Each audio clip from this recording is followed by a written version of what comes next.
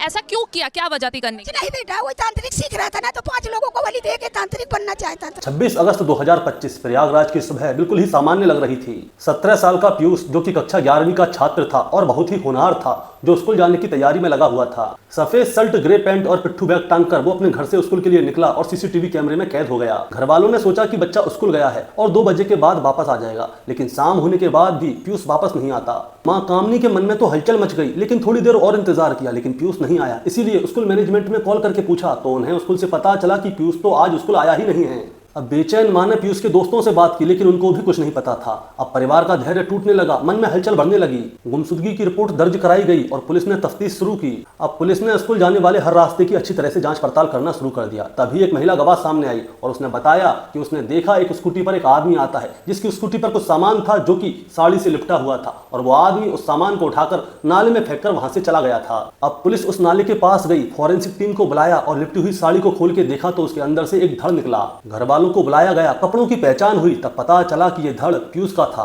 Police ने और भी सीसीटीवी की जांच पड़ताल की तो उन्हें उसमें एक आदमी दिखाई दिया, जो कि अपनी स्कूटी पर साड़ी में लपेटकर कुछ लेके जा रहा है। अब पुलिस वालों ने उस सीसीटीवी में दिख रहे आदमी को पीयूष के परिवार वालों को दिखाया तो पीयूष के परिवार वाले उस आदमी को देखकर हैरान रह गए। उन्होंने बोला, ये तो सरन है, पीयूष का चचेरा दादा। अब मामला बिल्कुल साफ हो गया। 27 तारीख को पुलिस ने सरन को गिरफ्तार किया और उसकी घर की तलाशी में कई सारे हथियार पुलिस ने बरामद किए। पुलिस ने जब पूछताछ की तो जो कहानी सामने आई उसने सबको हिला के रख दिया। सरन ने बताया कि पिछले 2 साल से उसकी जिंदगी बिल्कुल ही बदल गई है, क्योंकि 2023 में उसकी बेटी ने आत्महत्या कर ली थी और 2024 में उसके बेटे ने नदी में कूदकर अपनी जान दे दी थी। 2 साल के अंदर अपने दोनों बच्चों को खोकर वो बहुत ज्यादा गहरे सदमे में आ गया और यहीं से वो जादू टोना करने वाले लोगों के संपर्क में आ गया। एक तांत्रिक ने उसे बताया कि उसके घर के ऊपर बहुत ही गहरा काला साया है और ये गहरा काला साया जादू और टोटके की वजह से हुआ है, और ये जादू टोटका उसकी भाभी यानी कि पीयूष की दादी ने करवाया है। तांत्रिक ने उससे बोला कि अगर वो 5 बच्चों की बलि देगा तो उसके मरे हुए बच्चे वापस आ जाएंगे। सरन ने इस बात पर यकीन कर लिया और उसने पीयूष का शिकार करने की योजना बना ली। कई महीनों तक उसने पीयूष की रेकी की कि कब वो स्कूल जाता है, कब वो स्कूल से वापस आता है और कब वो खेलने के लिए जाता है, और इसी बीच उसने पीयूष के साथ अच्छी बोलचाल भी शुरू कर दी ताकि पीयूष को उस पर विश्वास हो जाए। उसने पीयूष की हत्या के लिए आरी और चॉपर जैसे हथियार भी खरीद लिए थे और 26 अगस्त 2025 को उसको ये मौका मिल भी गया। जब पीयूष सुबह सुबह स्कूल के लिए निकलता है तभी सरन उसके पास स्कूटी से पहुंच जाता है और उसे कहता है कि उसे उसकी मदद चाहिए। उसने पीयूष का विश्वास पहले से ही जीत रखा था, इसीलिए पीयूष बिना किसी शक के उसकी स्कूटी पर बैठ गया और उसके साथ उसके घर चला गया। पीयूष जब उसके घर के अंदर आगे आगे चल रहा था तभी उसने पीछे से एक ईंट उठाई और पीयूष के सर पे मार दी। होश में आने के बाद उसने एक तकिया से पीयूष का दम घोटा और उसकी जान ले ली। फिर इसके बाद सरन ने पीयूष का शव उठाया और काली माता की मूर्ति के सामने रख दिया और वहां पे तंत्र मंत्र गाने लगा और फिर आरी से पहले तो उसने पीयूष का सर काटा, इसके बाद चाबर से उसके दोनों हाथ और दोनों पैर काट दिए और फिर उसने पीयूष के हाथ, पैर और सर जंगल में अलग अलग जगह पे ले जाकर फेंक दिए। धड़ को स्कूटी पर ले जाना काफी मुश्किल था, इसीलिए वो आलस कर गया। फिर उसने पीयूष के धड़ को उठाया और साड़ी में लपेटा और पास के ही नाले में ले जाकर फेंक दिया। पता है दोस्तों, जिस समय पुलिस पीयूष की इन्वेस्टिगेशन कर रही थी उस समय सरन पीयूष की फैमिली के साथ खड़ा हुआ था और उनको सांत्वना दे रहा था कि तुम्हारा बेटा जल्द ही वापस आ जाएगा। ये घटना हमको यही सिखाती है कि अंधविश्वास इंसान को शैतान बना देता है और कई बार खतरा अपने घर से ही आता है।